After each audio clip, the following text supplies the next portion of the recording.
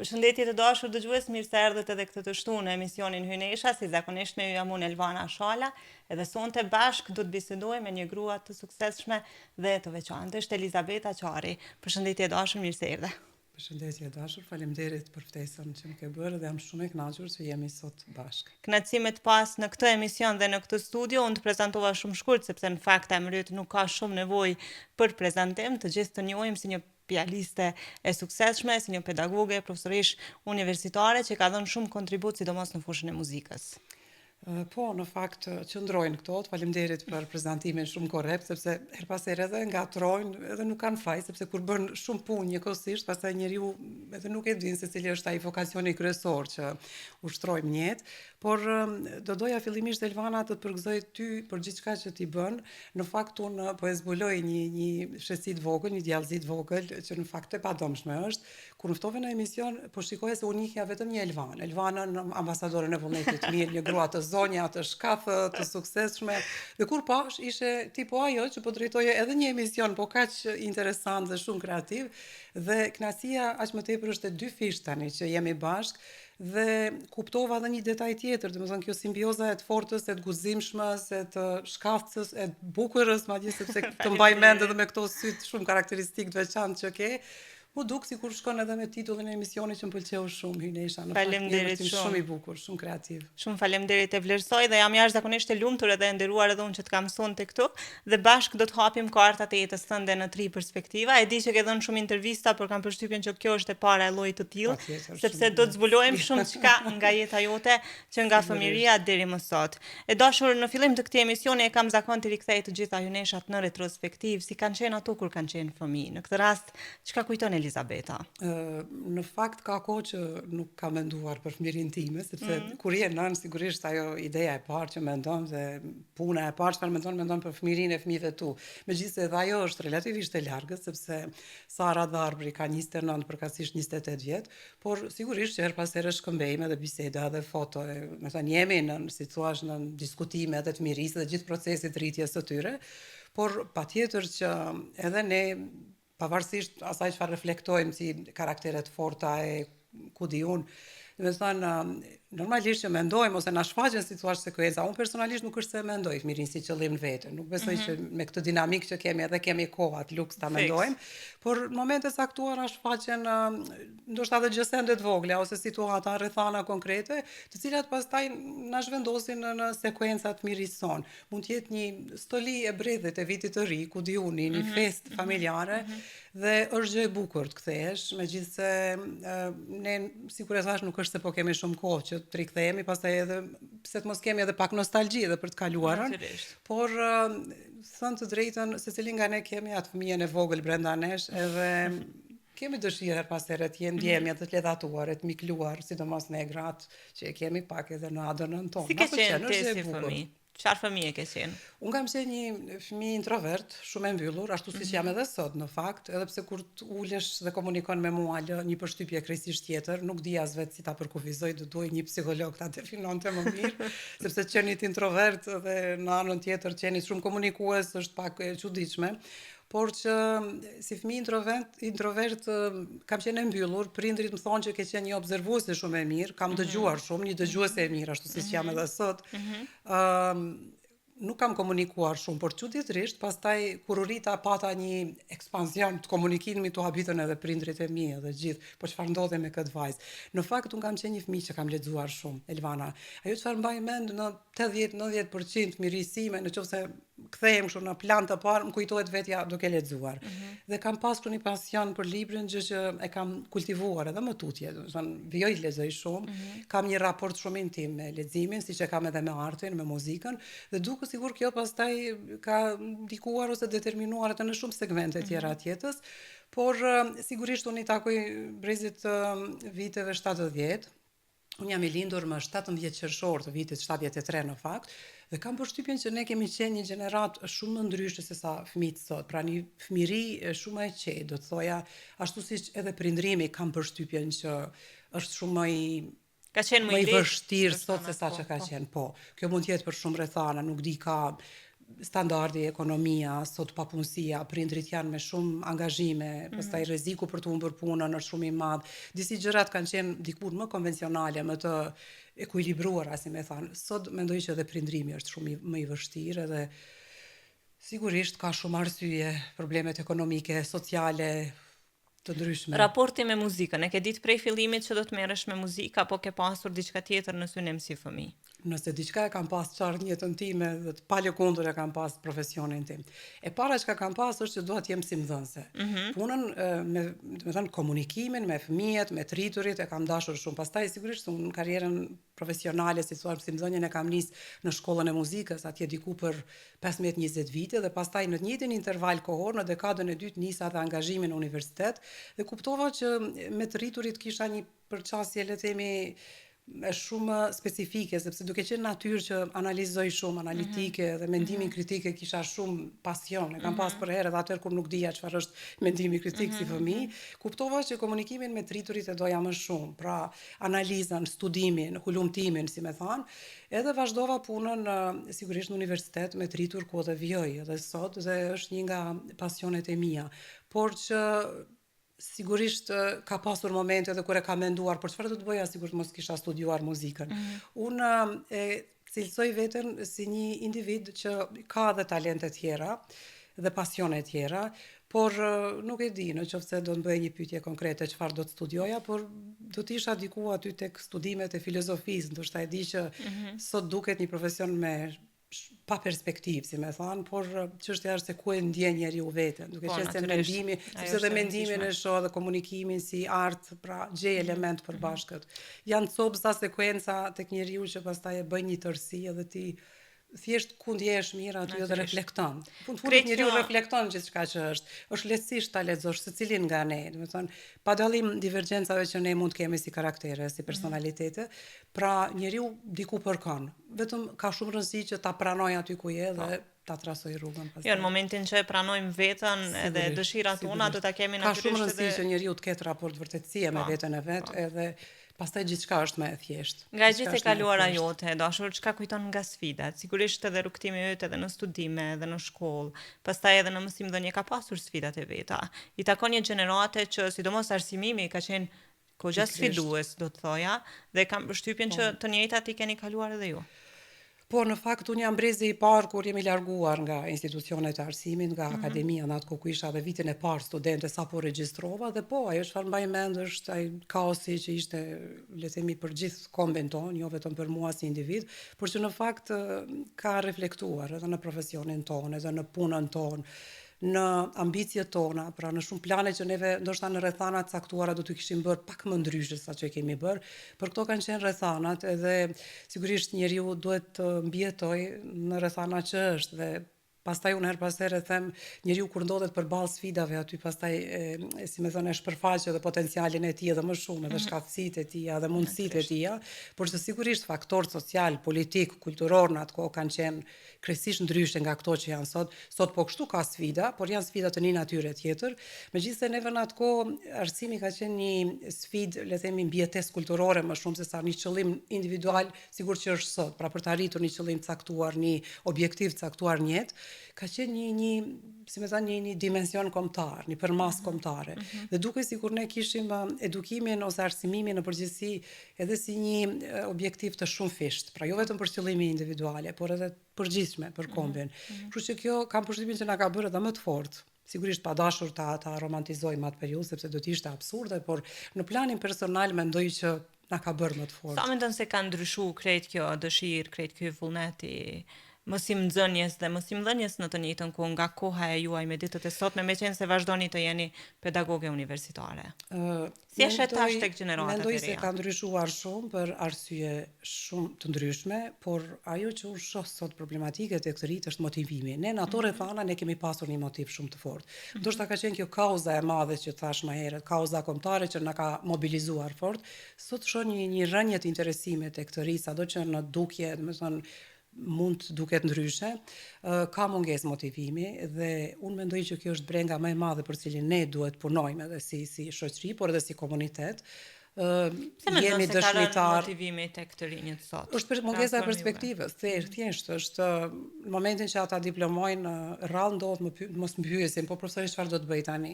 Pra ne e dim gjithë, jemi dëshmitar të faktit që ka një intens shumë të madhe, një ambicie shumë të madhe të rive për t'ikur jashtë vendit, madje janë statistika të larta që ne duhet të shqetësohemi, por mungesa e perspektivës së njeriu sigurisht që është çështje shumë Zbehet edhe problematike, motivimi, pa po. diskutim. Pra njeriu duhet gjithmonë nëse ka një objektiv në jetë, një qëllim në jetë, Duhet ketë dhe motivin. sigurisht janë shumë faktorë. Mirë, dashur, unë shpresoj që ky fenomen të zbehet sa më shumë, sidomos Leturojmë. ajo dëshira e ikjes Leturojmë. nga Kosova, edhe të ndalim të gjitha kuadrot e reja që ju ditë pas dite dalin nga duart tuaja edhe nga mësimdhënia juaj, jo vetëm në fushën e muzikës, por në secilën fushë tjetër, sepse ne njihemi si shtet që ka një potencial rinor të jashtëzakonshëm dhe pse mos ta ndalim këtu në Kosovë. E vërtet. Leturojmë në fakt. Shpresoj. E dashur është koha që këtë emision ta nisim me një pikë muzikore për të gjithë ata që janë duke na dëgjuar në radio, ndërkohë që ju asesi mos e ndroni kanalin e Radio Kosovës, sepse pas pak nisim me hapjen e kartave të Elizabeta Qarit. Dëgjues të dashur të Radio Kosovës, jemi sërish bashkë në emisionin Hynesha, sonte përballë me është Elizabeta Qari, e cila tashmë po besoj se është gati për hapjen e kartave të jetës së saj në 3 perspektiva. Je gati? Më shumë se asnjëherë tjetër. Zgjedhë një kartë nga e kaluar, Ktu, apo në fillim, në mes, në fund, ku të duash. E nis me të parën, ë? Hajde. Kisha mundësi që ta zgjedh Po, mirë. mundesh. Punë. A ka pasur ndonjëherë një rast të ngjashëm për ju? Çfarë ndodhi? Në të kaluarën tënde, të janë përsëritur rastet, ke pasur raste të ngjashme në jetë? Në çfarë plani? Në të gjitha përgjithësi? planet, personal, Po profesional. sigurisht, po përsëritet, sigurisht jeta është, më thënë, varësisht nga rutina që bëjmë, edhe situatat edhe rrethanat mund të jenë përsëritse, do të thënë, të ricikluara, si më thënë, por ajo që neve kujtojmë, sigurisht gjërat e bukura na pëlqen t'i kujtojmë, por gjërat negative, pastaj ato që nuk i duam, sigurisht kur përsëriten, pastaj janë lënë një shije të keqe. Një rast konkret, një situatë konkrete që të është përsëritur ose ka qenë ngjashme në të kaluarën tënde edhe si ke vepruar? Çfarë ka Ngjashme. Kështu, unë jam një natyrë që analizoj shumë dhe reflektoj shumë. Dhe si e tillë zakonisht i evitoj. Do të thënë, nëse një herë mund të ndodh një situatë jo e mirë, po e dyta nuk ekziston. Pra unë kështu natyralisht ngrej muret larta kur takoj njerëzit dhe kjo më ka shërbyer për herë një që të kem një, si thash, një komunikim, një higienë edhe një distancë, le të themi, edhe në komunikim, por edhe në sjellje në përgjithësi njerëzore, dhe nuk më ndodh shpesh të lëndohem. Dhe duket sikur është një lloj mekanizmi im ky, me ose pa vetdije që e krijoj për të evituar edhe këto raste. Përndryshe unë jam natyrë e qetë, jam shumë e përmbajtur edhe nuk është se ndodhin këto situata shpesh, por nuk di ta them, një situatë jo e mirë, nuk di ta them, ndoshta ndonjë raport me ndonjë individ të cilin e kam pasur dhe e kam ndërprerë në mënyrë që të evitoj gjithçka tjetër që do të ishte e pakëndshme, si thua, do të prishte ekuilibrat mua në jetë përgjithësi. Më bëri shumë përshtypje që ta ndërtoj mure të larta Po, kur takoj njerëzit, kur njoh njerëzit. Pse ndodh kjo? Je zhgënjur në të kaluarën tënde shumë herë nga njerëz dhe tani ke ardhur në atë stat? Jo, nuk lejoj të zhgënjehem. Është pikërisht ky, si duket unë a priori e bëj këtë punë në mënyrë që, po ka të bëj pak edhe me natyrën time. Më thash të qenit introvert pak ka dhe avantazhet e veta. Pak për mendimin tim është krejt avantazh, nuk ka Se shumë disavantazhe. interesant se dukeni shumë komunikative, Po, një e shumë e vërtet. afërt dhe po të ma thoshte dikush që Elizabeta krijon mure, do të thoj as ka shans në bazë të komunikimit. Jo, në mure, sigurisht, e kam fjalën për njerëz të ri të cilët mund të kenë edhe energji të cilat nuk konvergjojnë me energjitë e mia, sigurisht, por pa diskutim, unë jam shumë sociale, komunikoj me njerëzit, me njerëz që dua, por që jam pak selektive dhe kam dëshirë të përgjedh njerëz me të cilët mund ta pi kafen e mëngjesit ose Natyrisht. një gotë verë mbrëmje, bie fjala. Mirë, zgjedhje e bukur gjithsesi për të ruajtur ekuilibrin e paqes tënde të brendshme, Po, do të thoja. sigurisht është e domosdoshme dhe unë ja uroj të gjithëve, Çka ta thot arrijnë këtë. e tashmja në këtë pikë, zgjidhe një E kartë tashmja nga e është- kuqja. Nga e kuqja, po. Atëherë, Ka mesi, ë? në fakt meset nuk i dua fare, jam kështu in extremis pak. Projekcioni është një mekanizëm mbrojtës në të cilin ne ja atribuojmë mendimet dhe emocionet tona të pakëndshme të tjerëve. Për shembull, një person që shfaq sjellje armiqësore mund të akuzojë të tjerët se kanë diçka kundër tij ose saj në të njëjtën mënyrë. Kur dhe si e përdorni projekcionin si mekanizëm mbrojtës, jepë një shembull. Si mekanizëm mbrojtës Se projekcionin. më duket për ta thjeshtësuar që nuk ke shumë tip që ja atribuon sjelljet e pakëndshme ose problemet dikujt tjetër, siç Jo, thua. jo fare, jam natyrë që kuptoj tjetrin edhe në të keqen më të madhe të tij, në të keqen kuptimin e natyrës, Po. karakterit, jo të rrethanave, sepse rrethanat këshia dhe të pakëndshme mund ndodhen me të gjithë. Pra i kuptoj njerëzit shumë, por ajo çfarë bëj pastaj është pikërisht ky mekanizmi që folëm më herët, që si duket edhe u lidhen pyetjet me njëra tjetrën, që krijoj atë distancën që është e nevojshme për mirëqenien time. Pra unë mendoj që është një lloj mekanizmi, nëse mund ta quajmë thojsa, që është i nevojshëm për secilin njeri për të ruajtur paqen dhe mirëqenien me veten e tij. Sepse shpeshherë të qenit solidar, të qenit human, të qenit bashkëpunues mund të vëdhen në situata të pakëndshme kur ti pastaj dëmton dhe veten tënde. Do shta kjo vije pak edhe me pjekurinë, me kohën, me moshën, si me thënë, dhe kur arrin në një moshë të mesme si unë, nuk është edhe vështirë ta administrosh, ta menaxhosh. Pra nëse mund ta quaj projektim, atë le të themi që ky është ai projektimi, megjithëse nuk jam spontane si natyrë. Por pastaj këto mekanizmat e brendshëm, edhe këto duken spontan, pra të natyrshëm, por kanë bëjnë me personin tim brenda vetes. Nuk e ndryshoj dot. Kështu jam, Elvana, nuk E ke nuk është vështirë të thuash po në jetë? Unë ponë dhe jo në jetë i kam pasur dhe vjoj t'i kem shumë qarta, me shkronja të mëdha dhe me një pikë madje në fund. Për mu po është po dhe jo është jo. Madje edhe në edukimin e fëmijëve të mi kjo më ka shërbyer shumë. Pra kjo pjesë e karakterit tim, e personit tim brenda vetes time, kur them po është po dhe kur them jo është jo dhe mes nuk ka tek unë. Dhe unë mendoj që është një diçka shumë pozitive, që e shoh sot edhe si produkt shumë pozitiv edhe në formimin e fëmijëve të mi. Sepse është e kuptueshme që njeriu në periudha të caktuara, por edhe në faza të caktuara ose në momente të caktuara të kesh difidenca, të kesh dyshime, konfuzion. Por ka shumë rëndësi që kur të marrësh vendime të qëndrosh te poja jote dhe te joja jote. Këtë nuk e bëj për kokëfortësi, nuk jam kokëfort, por është parimi, dikush dhe parimin madje quan kokëfort, por është janë qëndrime që vijnë si rezultat i analizave që bëj dhe më rezulton që të kem gjithherë të drejtë. Spaku me veten time, të jem në paqe me veten time. Kjo ka shumë rëndësi, se pastaj ka edhe njerëz që e kanë ponë dhe janë në një moment caktuar shumë të vendosur, por pastaj janë të lëkundur dhe nuk ndjehen mirë. Për mua ka shumë rëndësi vetja ime, të qenit rehat me veten. Raste caktuara kjo mund të duket si egoizëm, unë nuk e quaj egoizëm, por e quaj le të themi një vetvlerësim, një vetbesim që ty të shkakton, krijon një paqe me veten dhe rrjedhimisht kjo paqe me veten tënde pastaj është krijon raporte pozitive dhe me të tjerët. Po, natyrisht. Në të kundërtën e kësaj unë mund të them që njerëzit që nuk janë paqe me veten e vet ose nuk janë mirë me veten e vet nuk mund të jenë kurrë me tjetrin. Absolutisht. Prandaj këto janë raporte shumë qarta për mua si te poja si te joja, vjoj ti kem kështu. Ani pse kohën e fundit personalisht mendoja një gjë me ty, domethënë këto parimet për cilat ti fole, njerëzit kanë filluar t'i shohin edhe si lloj viktimizimi. Është e çuditshme. Nëse ka diçka që urrej në jetë është viktimizimi. Jo, po, jo. Të kesh parime nuk mund quhet viktimizim. Ani pse unë pas rast që e mendojnë kështu. Unë mendoj madje ti je shembulli më i mirë, një gruaje të fortë që fare, domethënë nuk e përdor këtë adut, le të themi, në kuptimin jo pozitiv të fjalës, sigurisht se të jesh viktim në asnjë rrethon nuk është pozitive, por të bën të pafajshëm ndonjëherë. Por edhe të qenit i pafajshëm dhe ta përdorësh si le të themi në thojza një virtyt për të arritur një objektiv caktuar është shumë negativ. Pra, jo, sigurisht që në kontekstin që neve jetojmë, në rrethanat që neve jetojmë, sidomos në një shoqëri me gjithë këto probleme që kemi ne në shumë dimensione, njerëzit edhe e përdorin. Asnjëherë në jetën time nuk ka mundur le të themi të kuptoj tek unë një rrethan ku dhe mund të mos kem qenë rrethana komode, për çfarë do arsye, qoftë jetës personale ose profesionale, jo fare, domethënë viktimizimi është mendoj një dobësi njerëzore atyre që e përdorin për të arritur qëllime caktuara, fare, nuk kam. Çka thotë ardhmja dhe e fundit fare për këtë round? Shpejt hyre në lojë Elizabeta. Kështu jam unë, adapte jam. Adapte. Në lidhje me dy kartat e mëparshme merrni parasysh shembullin më poshtë. Për të përmirësuar ose zgjidhur temën që po diskutohet, mund të mendoni të lexoni një libër. Cilin libër do të zgjidhnit dhe pse? Shumë është interesante se si po të lidhen kartat me formatin e bisedës që po e bëjmë. Në fillim fare më tha që je shumë e lidhur me leximin edhe lexon vazhdimisht. Nëse i bëjmë bashkë të trija perspektivat e jetës tënde, cili libër do të përshkruante më së miri ty?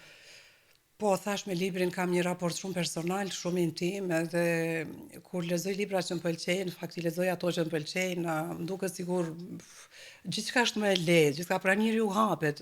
Libri është diçka që të ridimensionon. Pra ti njeriu duhet ta lexoj sepse duhet ta gjej brenda vetes natyrisht.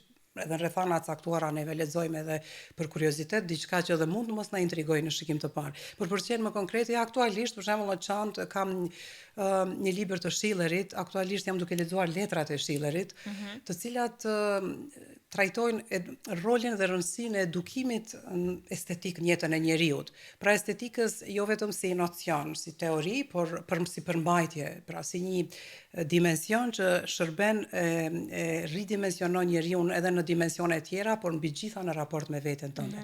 Me lirinë ta zëm. Liria sigurisht është një dimension shumë i gjerë, e trajtojnë shumë filozof, shumë studiues, por ta zëm tek Schilleri, tek letrat e tij që aktualisht po lexoj, ai madje përdor dhe ka një frazë shumë interesante, thotë po të mos ishte njeriu i lirë edhe po të mos ishte i edukuar, edhe zotrat do të përdorin budallakin, pra marrëzinë, si më thanë.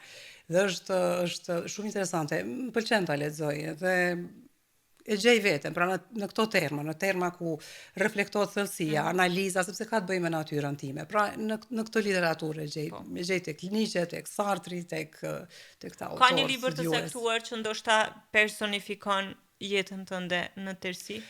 Mund të ketë disa, sepse në qoftë se ti duhet, për shembull në letërsi, sigurisht ka shumë protagonist që ti mund të gjesh copza jete, por jo në tërësi dimensionin tënd. Unë duke qenë edhe një natyrë që sigurisht nuk si më thënë, duke qenë introverte, nuk korrespondoj shumë me një shumicë, nuk kam raport, si më thënë, shumë të mirë me mendimin populist, me shumicën, me këto margjinat, ingranazhet e masës së shumicës, kështu që e gjej veten më shumë tek personat ose tek individ ose tek mendësi që thellohen, që janë mendimin e kanë më vertikal, mendimet më personale, më intime. Janë më të jashtëzakonshëm. Dhe pikërisht janë ky intimiteti pastaj që të hap shumë. Kështu, nuk e di, kështu unë funksionoj, kështu jam dhe nuk ndryshoj. Është interesante në fakt të dëgjosh historitë jetës tënde dhe mënyrën se si ti e personifikon veten tënde dhe shihet qartë që je shumë e lidhur me Elizabetën. Po, unë mendoj që të qenit reflektiv e para me veten tonë na ndihmon shumë për ta zbuluar jo vetëm veten, pastaj edhe raportin me të tjerët, me botën mbi gjitha, dhe mendoj, unë kam raportin me pasqyrën shumë metaforikisht, kuptimin edhe diskursiv në përgjithësi, por edhe në kuptimin kritik. Unë pëlqen edhe të jem autokritike, pra sepse kjo na bën të jemi kritikon shumë veten, je shumë autokritike? Pret shumë nga vetja. Jam kritike shumë, e mundoj veten shumë, por me të drejtën rrethana nuk ndodh shpesh që të jem kritike që të kem gabuar, në kuptimin që kam bërë një gabim. Jo, nuk më rezulton të jetë ashtu, por për arsye modestie dhe korrektësie përpiqem gjej gabime, por nuk është se gjej, Elvana, kam dëshirë të gjej, por nuk më rezulton kuptimin e gabimeve, në kuptimin e lëndimit tjetër, se pastaj me veten absolutisht nuk jemi të përkryer dhe nuk jam asune përkryer, por gjithmonë jam kritike me të tjerët, pra përpiqem që të jem shumë korrekte dhe të jem koherente me ato çfarë jam, sepse po ndryshuam gjatë rrugës, gjatë procesit, pastaj nuk na bën mirë, po sigurisht nuk përkon kjo pastaj edhe me karakterin tim, me personin tim. Natyrisht. Mirë, dashur, shpejt kaloj raundi i parë i hapjes së kartave, tregom si po ndihesh në këtë pjesë. Perfekt, shumë mirë, po më pëlqejnë këto pyetjet e papritura, sfidat. Më pëlqejnë sfidat si natyrë, e panjohura më intrigon shumë. Pëlqen të ballafaqohem me të panjohura. Ke pasur shumë të panjohura në jetë? Kam përshtypjen që më shumë i kërkoj se sa që më dalin përpara. Nuk e di. Të rëndomtat nuk më përshtypjen. Ka ndonjë të panjohur që do doje ta kaloje? E që e ke kaluar në jetë? Po, sigurisht.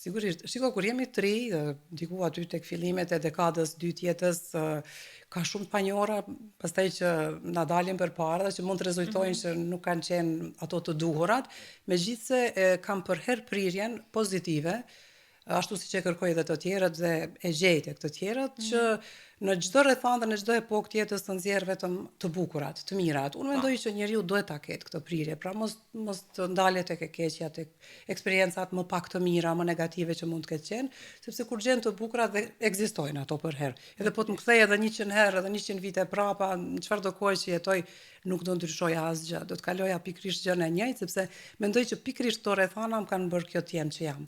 Ndryshe do të isha ndryshe dhe nuk do doja të isha ndryshe. M'pëlqen të jem kështu si jam. Shumë e bukur kjo. Dashur, është koha që sërish të rikthehemi muzikës për të gjithë ata që janë duke na dëgjuar në radio, ndërkohë që ne vim vetëm pas pak me hapjen e kartave të raundit të dytë të Elizabeta Qarit. Qëndroni me ne.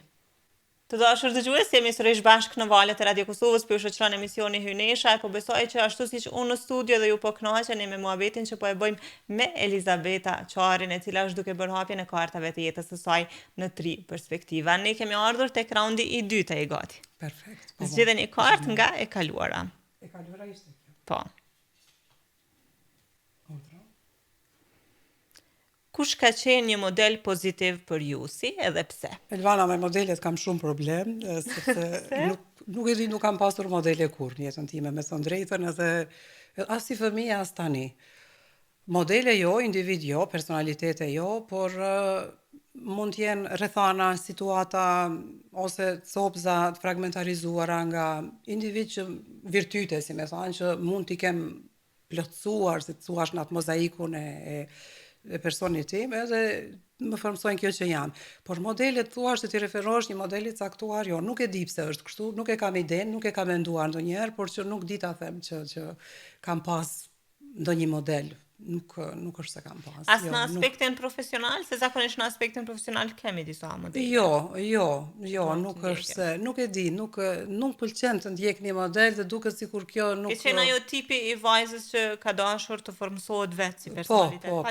Për herë, pa qenë ky qëllim në vete. Atë në mënyra se si jam rritur, se si kam pas gjithë rrugtimin e jetës, kësaj ka qenë, pra pa pas një model caktuar, kam bërë atë që kam menduar se duhet bëj. Sigurisht mund të ketë pas gabime të vogla, të parëndësishme, periferike, si me thanë, jo përmbajtësore diçka, por nuk e di, nuk është se kam pasur ndonjë model caktuar. Nuk di ta them. Kjo është shumë interesante si përgjigje që ke arritur të formsohesh vetë, të krijosh vetë personalitetin.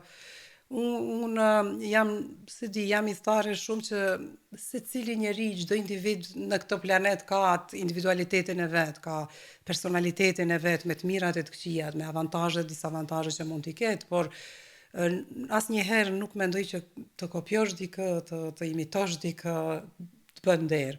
Kjo ndodh sot shumë, ndodh edhe në koncepte dhe në kontekste rrethana shumë, le të themi shumë të vogla, shumë edhe në shkrime, edhe në mënyrën si dukemi, si viçemi, por mendoj që të jesh autentike është gjithmonë më e bukur, të jesh origjinal është gjithmonë më e bukur, edhe në përmbajtje edhe në figurë, edhe pse figura pasi është më pak e rëndësishme, por unë qëndroj tek përmbajtja gjithmonë. Aty më pëlqen edhe të diskutoj edhe të flas, sepse kjo figura pastaj shpesh edhe komplekson. Edhe komplekson, sidomos kontekstin që neve jetojmë sot, qenit të ndjesh mirë, le themi, me lëkurën tënde, me dukjen tënde, për mëson të jesh e bukur, sepse është nocion shumë i gjerë, ky është shumë relativ, shpesh edhe komplekson gratë. Edhe, kështu që personalisht kam pasur gjithmonë intencën që diskutohem për përmbajtjen, për atë çfarë them, po jo për atë çfarë dukem. Është shumë e rrallë kjo ta dëgjoj këtu në shoqërinë tonë, fakt, sepse duket sikur ditëve të sotit po shkojmë shumë drejt amballazhit. Shumë e vërtet. Figura ka zëvendësuar përmbajtjen dhe kjo është shumë e keqe, shumë e frikshme çfarë po ndodh me shoqërinë tonë. Kjo ndodh në profesione ndryshme, në vende pune, në gara është bërë pa barabartë, pra ti ka plot arsye për çfarë edhe e thash këtë, po nuk desha fort ta zgjas, po gjithsesi mendoj që ka shumë rëndësi që t'i kthehemi përmbajtjes dhe jo figurës, pa dashur ta evitoj edhe pamjen, sigurisht të jesh e bukur, të jesh i bukur, të jesh dukesh mirë, është një vlerë e shtuar, por nuk është një shkallë vlerësimi për mua. Natyrisht. Kështu që nuk A mendon se gjeneratat e reja do të kthehen ka përmbajtja? Apo edhe gjeneratat e reja ti tani si mësimdhënëse po e sheh që thjesht po shkojnë drejt së bukurës drejt dukjes pa Po, me që përmend edhe notisitëm si mëdhënëses, po, e shoh shpesh herë, për shembull, në kohë të pauzës shkojmë në toalete, takojmë studentët, domethënë para pasqyrës, kalon një kohë shumë të gjatë dhe nuk e di, nuk pëlqen kjo, jo se nuk patjetër që bukuria është vlerë e shtuar, sikur e thash edhe më pëlqen që njeriu të duket pse jo, të duket bukur e të ndjehet bukur, sepse është një koncept, por jo të jetë parsore, sidomos në një fazë të trit kur gjithë koncentrimet e përqendrimit duhet jetë te dia, sepse është një periudhë shumë e rëndësishme e jetës. Jo se dia nis e mbaron aty në universitet, fare.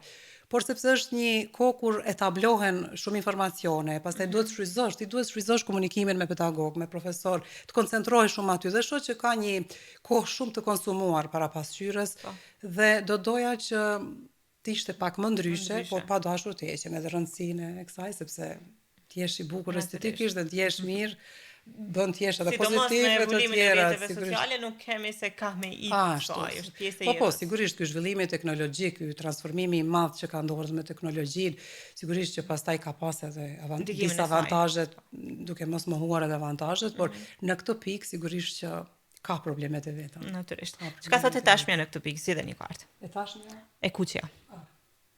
E rrezikshme, sepse është e kuqja sinonimi rrezikut. Humori është një mekanizëm i avancuar mbrojtës në të cilin një person shpreh hapur idet, veçanërisht ato të pakëndshme, duke u fokusuar në argëtimin ose ironinë e situatës. Për shembull, një person që ka një sens të keq drejtimi dhe humbet rrugën, shpesh mund të tregojë ndonjë shaka dhe të thotë gjëra të mira për veten e tyre. Kur dhe si e përdorni si mekanizëm mbrojtës humorin, jep një shembull.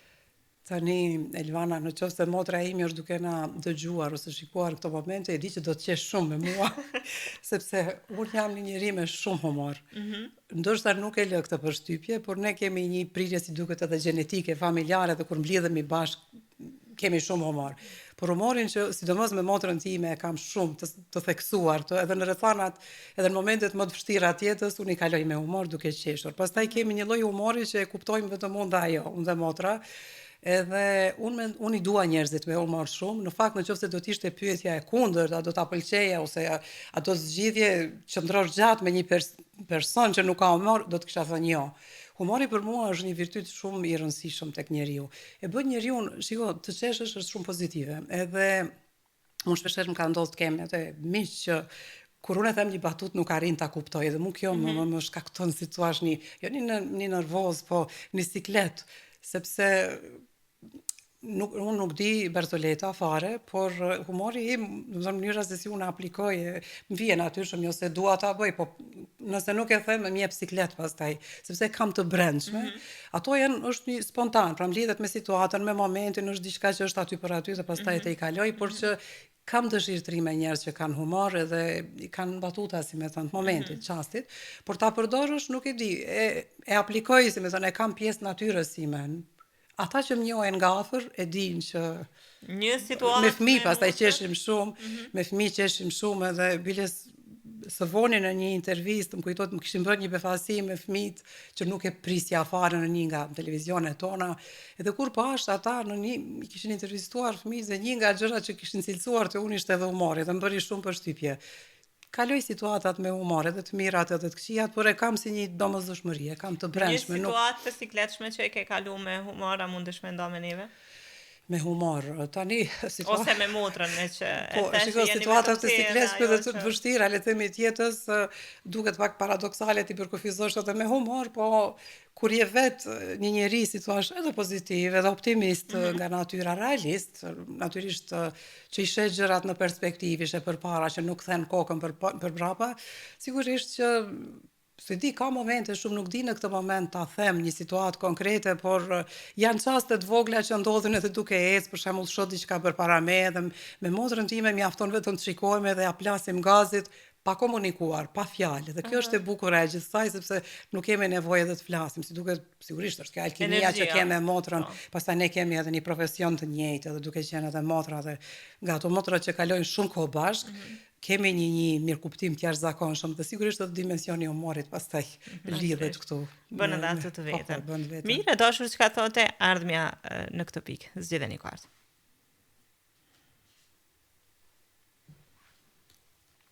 Në lidhje me dy kartat e mëparshme, merrni parasysh shembullin më poshtë. Mundohuni të kujtoni personin që ju ka ndihmuar më shumë në lidhje me ato që keni diskutuar. Për çfarë jeni më shumë mirënjohës atij personi. Po nis ka kjo fjala e parafundit, mirënjohja. Mirënjohja për mua është një nga virtytet më kryesore, sepse të rëndësishme mund të ketë shumë, ose ka shumë, pra që e kompletoj një njeri, si thua, por mirënjohja është ndër kryesoret. Njeri mund të ketë çfarëdo vlera, çfarëdo cilësi, po të mos jetë mirënjohës, për mua nuk ka vlerë. Ka shumë njerëz që sigurisht mund të kemi ndihmuar një jetë, mund të jemi gjendur në situata të vështira të jetës, por kur ata nuk janë mirënjohës, jo se ne kemi nevojë, dikush na thot një faleminderit ose, por ajo flet shumë për personin, flet shumë për personalitetin e tyre. Kështu që kur unë shoh një njeri mirënjohës, me gjithë modestinë që ai mund të ketë në si tipologji, si thua në plane tjera të jetës, unë kam vlerësim shumë të madh. Unë jam natyrë shumë mirënjohëse, ndoshta edhe ti në këtë rast ke ndonjë person të cilit i je shumë mirënjohës që të ka ndihmuar në situata të ndryshme në jetën tënde? Mund të ketë disa. Në aspektin personal, qoftë në atë profesional. Mund të ketë disa mirënjohëse. Nuk e di, sigurisht ka shumë që lidhen ndoshta edhe me formimin tim nga fëmiria, edhe nga familja, mund të ketë prindrit ta zëm, por ta zëm unë me babin kam pas një raport shumë të lidhur, ka qenë një nga personat me cilët po kështu jam kuptuar, sigurisht thash edhe me motrën shumë, por me te kam pas, kemi qenë edhe si natyra shumë të lidhur, dhe shumë vendime një që kanë marrë janë edhe si rezultati tij. Ta zëm në disa pozita që kam nisur karrierën time profesionale, disa detyra që kam pas edhe si menaxhere, si drejtuese institucioneve, le të themi të rëndësishme për kohën që kanë qenë ose për profesionin tim, ka qenë pikërisht ai iniciator. Dhe në atë kohë kur unë mund të kem pas më dyshjet e mia që ndoshta duhet pres edhe pak që të arrijë deri aty, ai ka qenë shumë i sigurt dhe për këtë i falenderojmë shumë, jam mirënjohëse megjithëse ai nuk jeton më, është i ndjer, por që kam mirënjohjen time, sigurisht që ajo përcjellet gjatë jetës time, por mund të jenë edhe mirënjohje të vogla të jetës ose jetës përditshme, desha të them. Por raporte ose persona mos mirënjohës mund të jenë miq, të cilët ndoshta në një moment caktuar mund t'i kem zgjat dorën, por pastaj rrethana të caktuara kanë shfaqur një ose në mënyrë tjetër atë mos mirënjohjen e tyre dhe por jam shpërfillse në këto raporte, ditën e mirë, them edhe nuk ka asnjë problem, unë nuk ka shumë rëndësi, gabimi një herë mund të falet, po jo 2 herë tek unë nuk fal 2 herë. Jo se është një parim, si thuash, kokfort tek unë, por sepse nuk kur është një person, le të themi, i parëndësishëm se duhet ta fal, natyrisht. Nuk lëndoj vetëm. veten. Edhe pak tek raporti yt me babin me që e përmende. Të kujtohet ndonjë porosi që të ka lënë që ty të përcjell gjatë gjithë jetës?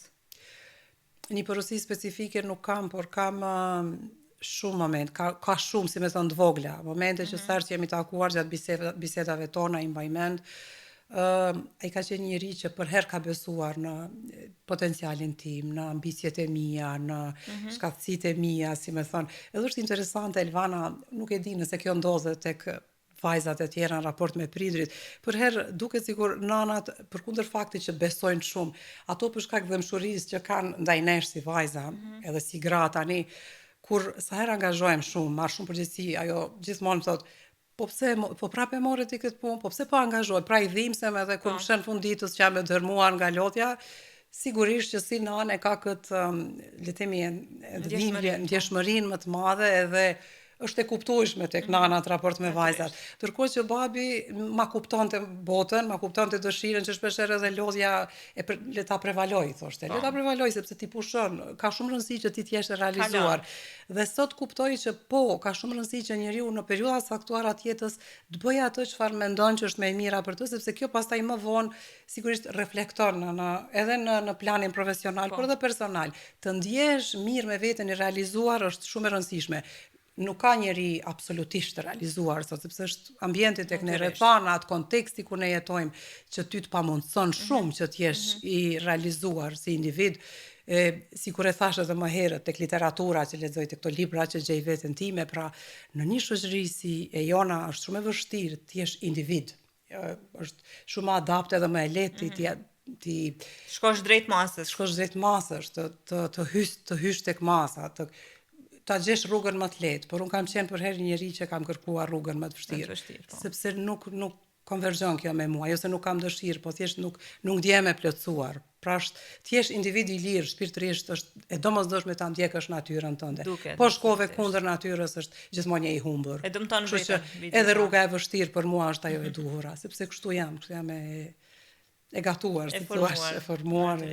Mirë, dashur, në këtë pikë të emisionit zakonisht ti pyes mysafirët se sa janë të lidhura me artin, ty s'kam nevojë sepse je pjesë e artit, domethënë zgjohesh është modus vivendi për mua, është mënyrë jetese. Me muzikën, megjithatë do doja të pyesja se cila është një pikë muzikore që ne mund ta përcojmë vetëm për ty sonte në valët tona. Atëherë tani ka shumë, sepse është profesioni im, është puna që bëj çdo ditë, por puna që bëj çdo ditë është. Prandaj nuk nevojë të pyes sa je lidhur me muzikën. Meqense puna që bëj çdo ditë është muzika klasike dhe unë nuk do doja që ta reduktoj audiencën duke e ditur se një muzikë e këtij lloji do të rrezikonte pastaj edhe emisionin. Sigurisht muzika serioze ose artistike është e kultivuar, është profesioni im, puna për çka kam studiuar, meqense unë kam studiuar edhe për piano, por patjetër që unë dëgjoj shumë muzikë, edhe muzikë ndryshe, për mua ka rëndësi që të jetë muzikë profesionale, cilësore, por me thënë drejtë unë jam shumë e lidhur me muzikën rock. Interesant. Jam totalisht, unë jam formsuar me këtë lloj muzike, pra në kohën, nëse puna ka qenë muzika klasike, pjesa tjetër e muzikës ka qenë muzika rock. Jam të disa zëra shumë specifik, ta zëm Bruce Springsteen, adhuroj Chris Rea, YouTube, Bono Vox, nuk ka këngë të tyre, të tyre që përmenda që nuk e di, po hajde le të themi një këngë të Bruce Springsteen, për shembull, me që përmendëm edhe babin tim, edhe gjithkush nga ne ka një person që ka humbur jetën e tij, edhe është një këngë që I'll See You in My Dreams, e Bruce Springsteen, që ja dedikoj një njeriu të dashur, një miku i tij që ka ndruar jetë, edhe është një këngë shumë e bukur, me një mesazh shumë të bukur. Atëherë Bruce Springsteen, I'll See You in My Dreams. Shumë zgjedhje e bukur, unë do të los deskun e muzikës që dëgjojmë Bruce Springsteen vetëm për dëshirën e juneshës ime personte, zonjës së nderuar Elizabeta Qari, ndërkohë që ne rikthehemi më njëherë pas këngës me raundin e tretë dhe të fundit. Qëndroni me ne. Jemi shoqëruar kështu bashkë me Bruce Springsteen vetëm për dëshirën e hyneshës sime personte, Elizabeta Qari, e cila po bën hapjen e kartave të jetës së saj në 3 perspektiva. Kemi ardhur tek raundi i tretë dhe i fundit të dashurë gati. Patjetër. Tani quajtë edhe hynesh edhe mvure para një përgjegjësie shumë të madhe, sepse këto cilësi kërkojnë shumë. Zgjidheni kartë nga e kaluara.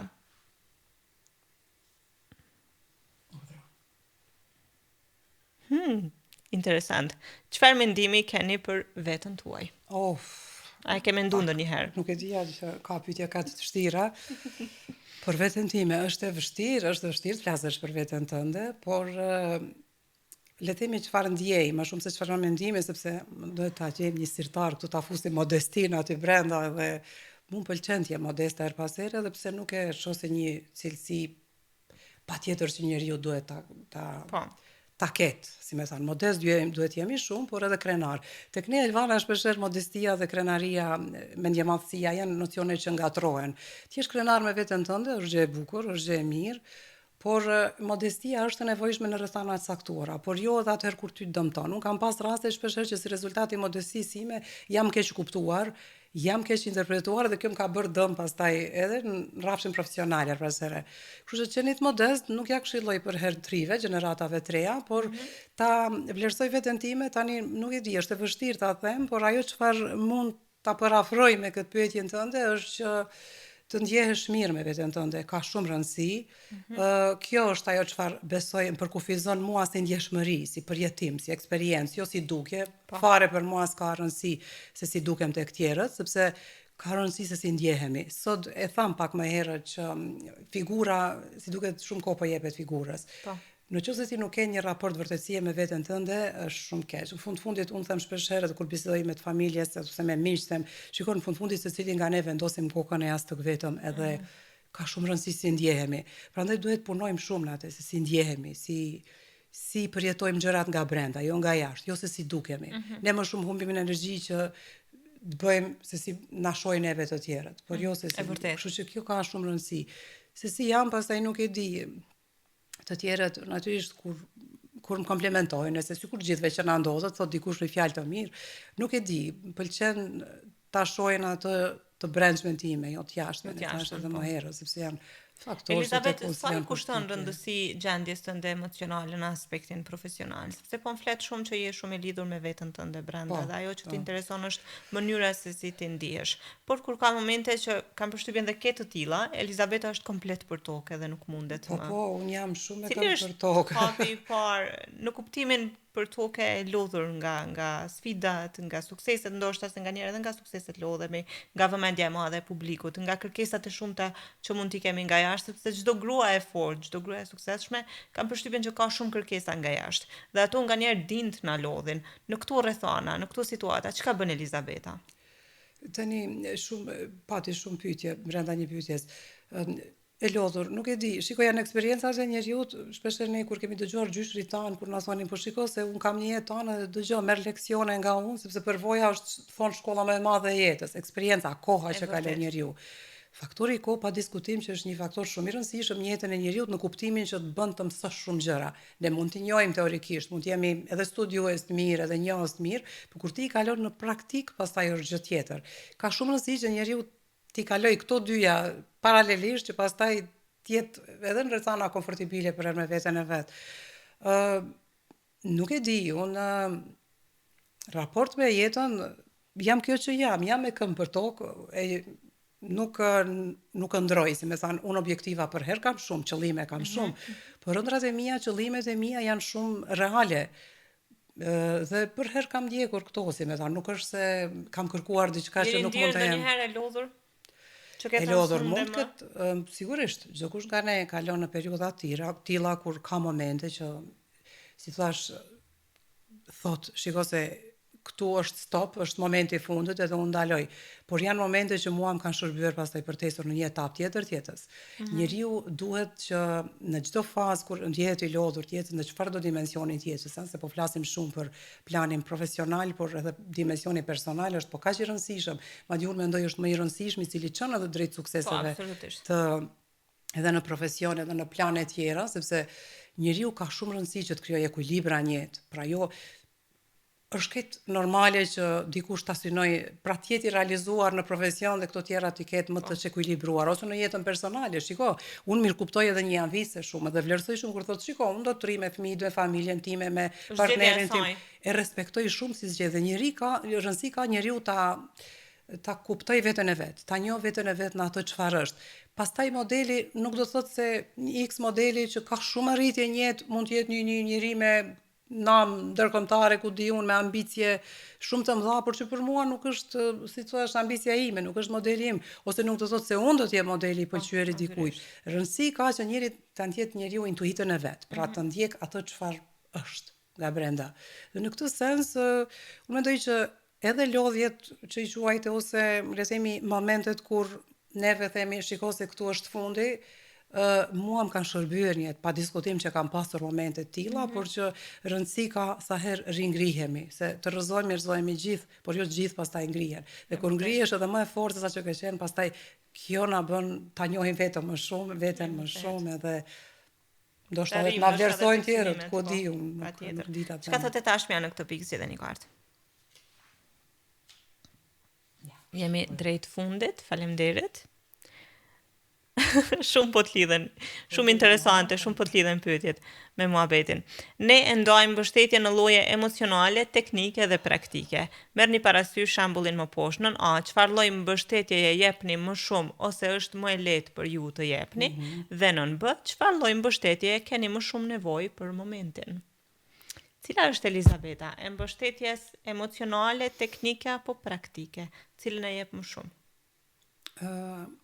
Mendoj se këto të trija edhe lidhen bashk, ka një kuptim edhe, është pra një trinom që konverzhojmë njëra tjetrën, lidhemi njëra tjetrën, por ajo çfarë unë jap, nuk e di, unë thash më herët jam dëgjuese shumë e mirë, kur rri me ndonjë mike, kur kam ulem pi një kafe, ose kur jemi më shumë, unë propozoj dëgjoj, pra observoj, dëgjoj dhe nuk flas shumë, por flas shumë atëherë ku më kërkohet mendimi dhe ma thonë se jam një këshilluese e mirë, nuk e di nëse është kështu, por kuptoj në mes tjera është që njerëzit pëlqejnë të më marrin mendimin tim. Miqtë e mi, nuk e them pastaj në çarçe tjera është gjë tjetër, por miqtë e mi, njerëz që më njohin, kanë dëshirë të më marrin një mendim tim.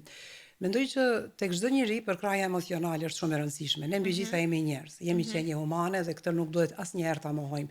Sado që mund të jemi të fortë ose më pak le të themi kështu të jemi më fluid në momente të caktuara të jetës,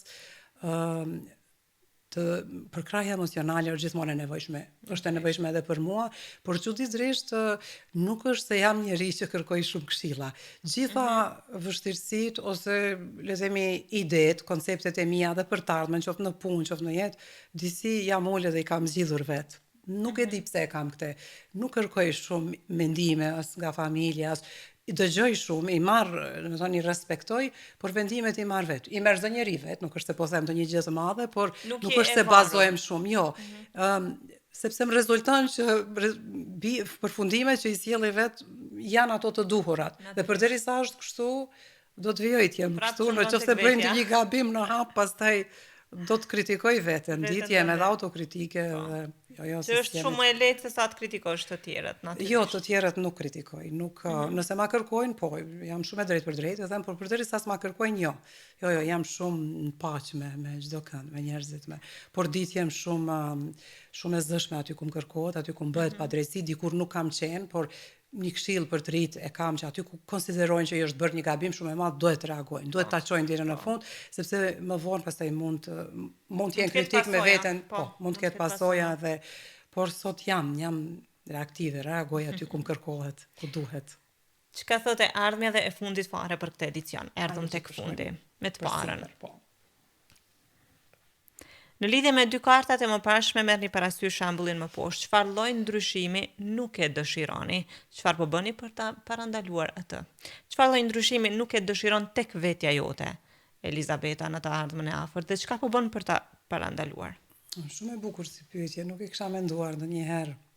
Çfarë lloj ndryshimi nuk dua të vetja. Në fakt nuk mendoj në asnjë lloj ndryshimi të bëj. Megjithëse thashë edhe më herët nuk është se mendoj shumë. I kam qarta rrugën time, por në moshën që jam, nuk është se njeriu kërkon të bëjë ndonjë ndryshim të madh, jo vetëm unë, kushdo tjetër. Spaku mirë jam në habitatin që jam, më pëlqen ajo çfarë bëj, jam mirë në lëkurën time, ajo çfarë jam.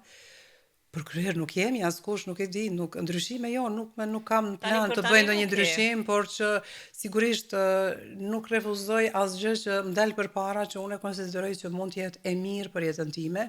Nuk jam refuzuese, sigurisht, por jam ajo që është rëndësishme është që jam e prerë në ato që dua. Pra, sigur e thamë më herët, ponë dhe joni kam shumë të qarta. Nuk ka mes teku, nuk ka dyshime. Dyshimet i kam vetëm në fazën kur jam duke analizuar, por kur marr vendime, pastaj është punë e kryer. Është punë e kryer. Kështu që edhe në këtë plan nuk është se po bëj plan të bëj ndonjë ndryshim, por ndryshimet pozitive i mirëpres për herë. Duhet i mirëpres çdo kush, jo vetëm unë. Nuk jemi të ngurcuar, të cimentuar, si më thanë. Jo, është. Natyrisht. Pse jo? Po pati ndryshime të bukura në jetë, në çfarëdo dimensioni të jetës, duhet i mirëpresim dhe po. Jemi të hapur ndaj tyre. E dashur, kaq ishte minutazha për hapjen e kartave të jetës tënde, tani që jemi krejt në fund, tregom si po ndihesh. Po ndjem perfekt, e çuditshme si kaloi kaq shpejt koha, më pëlqejnë këto lloj bisedash, nuk po e quaj emision, nuk ishte një bashkëbisedë shumë e këndshme. Të eksplorosh brenda vetes është shumë e mirë, të reflektosh me veten tënde është shumë e mirë. Ndonjëherë ne harrojmë ta bëjmë këtë, është mirë kur të tjerët na e kërkojnë, siç ma kërkove ti sot. Të falenderoj shumë Elvana dhe të përgëzoj dhe të uroj shumë suksese në punën që bën. Faleminderit që më ftove dhe këto momente të bukura që mi fale. Shumë faleminderit e dashur, për mua ishte nder i veçantë dhe kënaqësi të kem sonte përballë dhe natyrisht mësojmë shumë nga karriera, nga perspektivat e jetës tënde, por mbi të gjitha rëndësinë e të qenit e afërt me veten tënde, një mesazh zakonisht i rëndësishëm që ti sot e përcolle gjatë gjithë emisionit. Unë të uroj shumë suksese dhe gjitha të mirat. Gjithashtu, faleminderit. Të dashur dëgjues, kemi qenë kështu një bashkëbisedim shumë të këndshëm me Elizabeta Qarin, e cila bëri hapjen e kartave të jetës së saj në 3 perspektiva. Me mua Elvanën dhe një hyjnesh tjetër, bashkë takohemi javën tjetër. Deri atëherë, gjithë të mirat.